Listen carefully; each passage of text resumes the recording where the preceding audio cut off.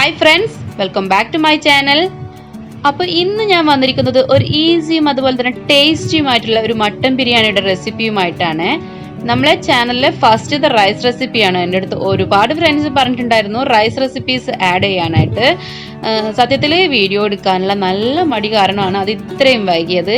അപ്പോൾ ഇന്നിതാ നമുക്കിത് എങ്ങനെ സിമ്പിളായിട്ട് പെട്ടെന്ന് തന്നെ ഉണ്ടാക്കാൻ പറ്റുന്നത് നോക്കാം. നമുക്ക് റെസിപ്പിയിലോട്ട് പോകാം.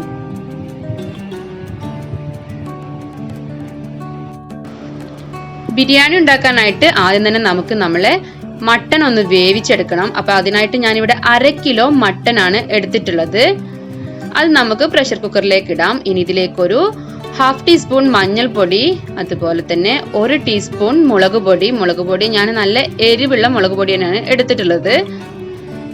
ഇനി ഇതിലേക്ക് ഒരു വലിയ ടേബിൾ സ്പൂൺ മല്ലിപ്പൊടി ഇട്ട് കൊടുക്കാം. മല്ലിപ്പൊടിയാണ് കുറച്ചധികമായിട്ട് വേണ്ടത്. അതുപോലെ തന്നെ ഒരു 1/4 ടീസ്പൂൺ ഗരം മസാല പൗഡറും ഒരു 1/2 ടീസ്പൂൺ ഇഞ്ചി വെളുത്തുള്ളി പേസ്റ്റും കൂടെ നമുക്ക് ഇട്ട് കൊടുക്കാം. ഇനി നമ്മുടെ മട്ടണിലേക്ക് ആവശ്യമുള്ള ഉപ്പും കൂടെ നമുക്ക് ഇതിലേക്ക് ചേർത്ത് കൊടുക്കാം.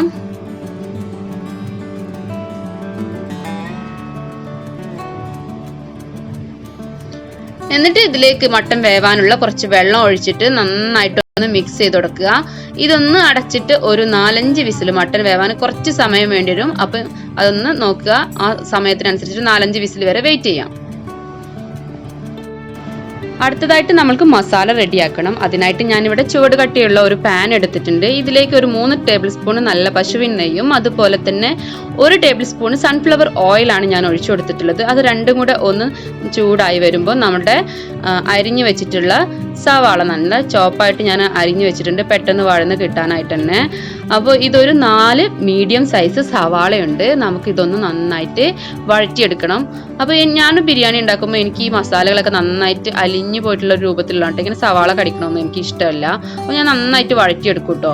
അപ്പോൾ ഇതിലേക്ക് ഞാനിപ്പോൾ ആവശ്യത്തിനുള്ള ഉപ്പും 2 നല്ല എരിവുള്ള നല്ല കാന്താരി മുളക് തന്നെയാണ് ഞാൻ ഇട്ട് കൊടുത്തിട്ടുള്ളത്. അതും കൂടെ ഇട്ടിട്ട് ഒന്നിങ്ങനെ വഴറ്റി കൊടുക്കാം. അപ്പോൾ ഇങ്ങനെ മൂടി വെച്ച് വഴറ്റിയ ഇടക്കൊക്കെ ഒന്ന് തുറന്ന് നോക്കിയിട്ട് പെട്ടെന്ന് തന്നെ ഇളക്കി കൊടുക്കണം. കരിഞ്ഞു പോവാതെ, മസാല കരിഞ്ഞു പോവാതെ നോക്കണം. അപ്പോൾ ഇങ്ങനെ ഇടക്കിങ്ങനെ ഒന്ന് ഇളക്കി കൊടുത്താൽ മതി. ഇനി ഇതിലേക്ക് ഒരു വലിയ ടേബിൾ സ്പൂണ് ഇഞ്ചി വെളുത്തുള്ളി പേസ്റ്റാണ് ഞാൻ ചേർത്ത് കൊടുക്കുന്നത്. സവാള അത്യാവശ്യം ഒന്ന് വഴന്നു വന്നിട്ടാണ് കേട്ടോ ഇത് ചേർത്തിട്ടുള്ളത്. അതുപോലെ തന്നെ ഒരു 2 വലിയ സൈസ് തക്കാളി ചെറുതായിട്ട് ചോപ്പ് ചെയ്തതും നമുക്കിതിലേക്ക് ഇട്ട് കൊടുക്കാം.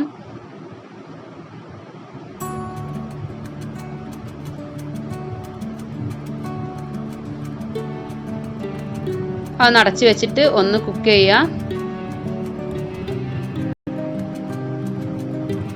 ഇടയ്ക്കൊന്ന് തുറന്ന് നോക്കണം കേട്ടോ. അതാ തക്കാളിയൊക്കെ നന്നായിട്ട് ഉടഞ്ഞു കിട്ടിയിട്ടുണ്ട്. അപ്പോൾ നമ്മൾ വേവിച്ച് വെച്ച് നമ്മളെ മട്ടൺ ഉണ്ടല്ലോ, ആ മട്ടന് മാത്രം ഇതിലേക്ക് ഇട്ടിട്ട് നന്നായിട്ടൊന്ന് മിക്സ് ചെയ്ത് കൊടുക്കാം. അപ്പോൾ ഇതിവിടെ ഇരിക്കട്ടെ കേട്ടോ, കുറച്ച് നേരം അടച്ചു വെച്ച് നമുക്ക് വേവിക്കാം. അടുത്തതായിട്ട് നമുക്ക് റൈസിന്റെ പരിപാടി നോക്കാം. അതിനായിട്ട് ഞാനൊരു പാൻ എടുത്തിട്ടുണ്ട്. ഇതിലേക്ക് ഒരു 2 ടേബിൾ സ്പൂൺ നെയ്യ് ഒഴിച്ചു കൊടുത്തിട്ടുണ്ട്.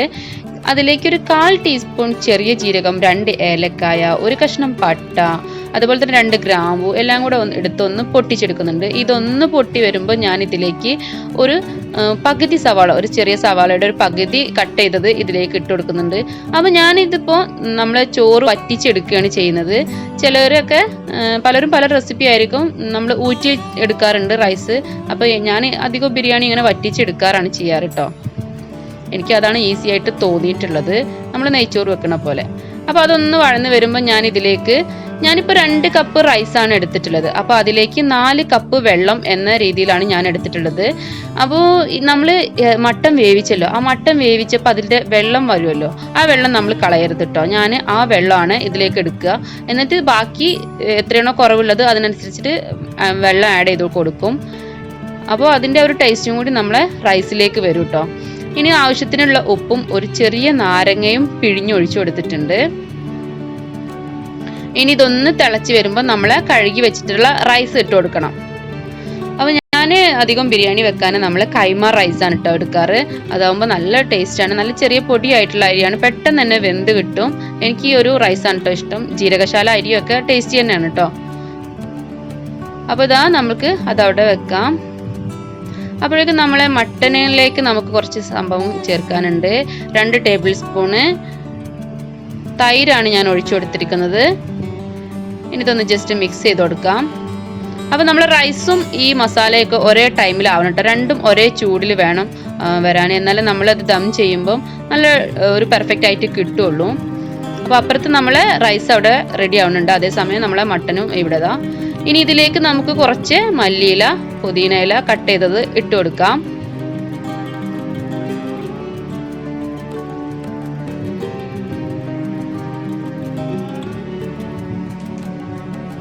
നമ്മൾ റൈസ് ഒന്ന് നോക്കാം. ഇതിലേക്ക് ഞാൻ ഇട്ട് കൊടുക്കുന്നത് നമ്മളെ പട്ടയുടെ ഇലയാണ്. ഒരു ഫ്ലേവറിന് വേണ്ടിയിട്ട് ജസ്റ്റ് ഒന്ന് പൊട്ടിച്ചിട്ടേ ഉള്ളൂ. ഇനി നമ്മൾക്കൊരു 1/2 ടീസ്പൂണ് ഗരം മസാലയും കൂടെ ഇട്ടാൽ നമ്മളെ മട്ടൻ മസാല ഇവിടെ റെഡി ആയിട്ടുണ്ട് കേട്ടോ.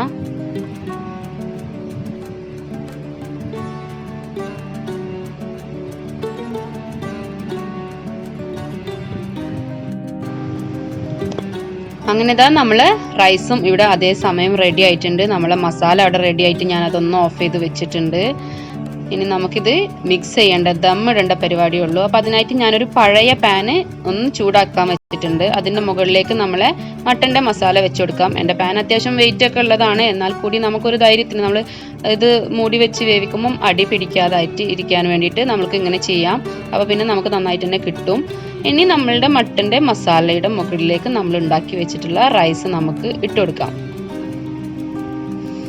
നമുക്കിതാ ഈ ലീവ്സ് ഒക്കെ വേണമെങ്കിൽ മാറ്റാം. അതുപോലെ ഗ്രാമ്പൂ പട്ടൊക്കെ കാണുന്നുണ്ടെങ്കിൽ ചോറിൽ കടിക്കാൻ ഇഷ്ടമില്ലാത്തവർക്ക് അതൊക്കെ എടുത്ത് മാറ്റാം കേട്ടോ. ഇനി ഇതിലേക്ക് ഞാൻ കുറച്ച് പാല് ചൂടാക്കി അതിലേക്ക് നമ്മളുടെ സാഫ്രോൺ കുങ്കുമം ഒന്ന് ഇട്ട് കൊടുത്തിട്ട് കുറച്ച് നേരം വെച്ചിട്ടുണ്ട്. ഇത് ഓപ്ഷണലാണ്, വേണ്ടവർ ചെയ്താൽ മതി കേട്ടോ. അതും കൂടി ഉണ്ടാകുമ്പോൾ നമ്മളുടെ മട്ടൻ ബിരിയാണി കുറച്ചുകൂടെ ഒന്ന് റിച്ച് ആയിക്കോളും. ഇനി ആവശ്യത്തിന് മല്ലിയിലയും കൂടെ മുകളിലിട്ടിട്ട് നമുക്ക് ഇതൊന്ന് മൂടി വെച്ചിട്ട് ഒരു 10-15 മിനിറ്റ് ഒന്ന് ആവി വരുമ്പോൾ നമുക്ക് മനസ്സിലാവല്ലോ, നമ്മുടെ മുകളിൽ മൂടിമേൽ ആവി കാണാൻ പറ്റും. അതുവരെ ഒന്ന് വെയിറ്റ് ചെയ്യാം കേട്ടോ. അപ്പോൾ ഇതാ ഒരു 10-15 മിനിറ്റ് കഴിഞ്ഞാൽ നമുക്കിതൊന്ന് തുറന്ന് നോക്കാം. നല്ല സ്മെല്ലൊക്കെ വരുന്നുണ്ട് കേട്ടോ. നല്ല മണമുണ്ട്, നല്ല നെയ്യുടെ ആ മണമൊക്കെ ഉണ്ട്. ഇനി ഇതിലേക്ക് നമ്മൾ സെർവ് ചെയ്യാൻ നേരത്ത് കുറച്ച് അണ്ടി അതുപോലെ തന്നെ കിസ്മിസും കൂടെ ഒന്ന് റോസ്റ്റ് ചെയ്തത് നമ്മൾക്ക് ഇട്ട് കൊടുത്തിട്ട് ജസ്റ്റ് മിക്സ് ചെയ്ത് കൊടുക്കാം. എന്നിട്ട് നമ്മൾ സെർവ് ചെയ്യുന്ന സമയത്ത് താഴ്ന്ന് ഇങ്ങനെ മുകളിലോട്ട് ഒന്ന് ചെയ്ത് കൊടുത്താൽ മതി. നമ്മൾ റൈസ് ഒന്നും ഒട്ടും ഒട്ടിപ്പിടിക്കുക അതുപോലെ ഉടഞ്ഞു പോവുകയൊന്നും ചെയ്തിട്ടില്ല. നല്ല പെർഫെക്റ്റ് ആയിട്ട് തന്നെ കിട്ടിയിട്ടുണ്ട്. അപ്പോൾ നിങ്ങളിത് തീർച്ചയായിട്ടും ഒന്ന് ട്രൈ ചെയ്ത് നോക്കണം കേട്ടോ. ഈ റെസിപ്പി നിങ്ങൾക്ക് ഇഷ്ടപ്പെടുകയാണെങ്കിൽ നിങ്ങളുടെ ഫ്രണ്ട്സ് ആൻഡ് ഫാമിലിക്കൊക്കെ ഒന്ന് ഷെയർ ചെയ്ത് കൊടുക്കണം. അതുപോലെ സബ്സ്ക്രൈബ് ചെയ്യാതെ കാണുന്ന കൂട്ടുകാരുണ്ടെങ്കിൽ ഒന്ന് സബ്സ്ക്രൈബ് ചെയ്തിട്ട് സപ്പോർട്ട് ചെയ്യണം. കൂടെ കാണുന്ന ബെല്ലൈക്കണിൽ ഓൾ എന്ന ഓപ്ഷനിൽ വേണം ക്ലിക്ക് ചെയ്യാനായിട്ട്. അപ്പോഴേ ഞാൻ വീഡിയോസ് അപ്ലോഡ് ചെയ്യുമ്പോൾ നിങ്ങളുടെ ഫോണിൽ നോട്ടിഫിക്കേഷൻ കിട്ടുള്ളൂ. വീണ്ടും മറ്റൊരു നല്ല റെസിപ്പിയുമായി കാണുന്നത് വരേക്കും ബൈ ബൈ.